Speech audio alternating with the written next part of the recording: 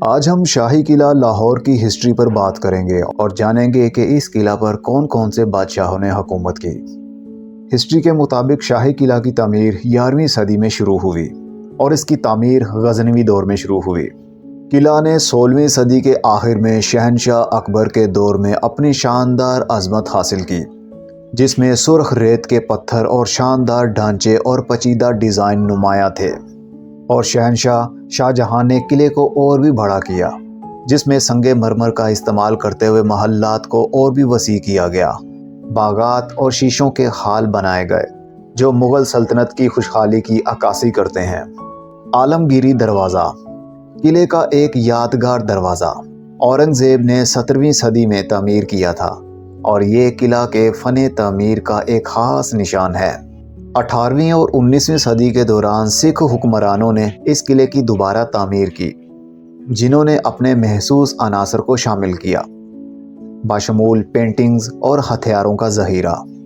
19ویں صدی میں برطانوی حکمرانی کے تحت قلعے کے کچھ حصوں کو فوجی اڈوں کے طور پر کام میں لانے کے لیے تبدیل کر دیا گیا، جس میں مغلوں کی توجہ کا کچھ حصہ ختم ہو گیا۔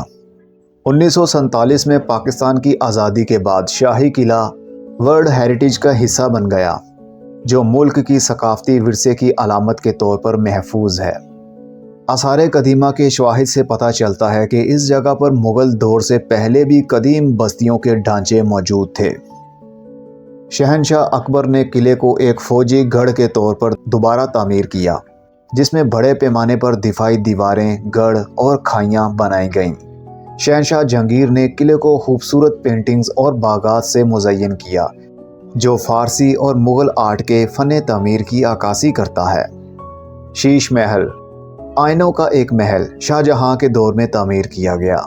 اس شاہکار میں قیمتی آئینے اور قیمتی پتھر شامل ہیں، جو مغلوں کی بے مثال کاریگری کی علامت ہیں۔ نولکھا پویلین، شاہ جہاں کی ایک اور شراکت۔ نولکھا پویلین ایک زیور نما ایسی تعمیر اور ڈھانچہ ہے جو قیمتی پتھروں اور سنگ مرمر کے عمدہ کام سے مزین ہے۔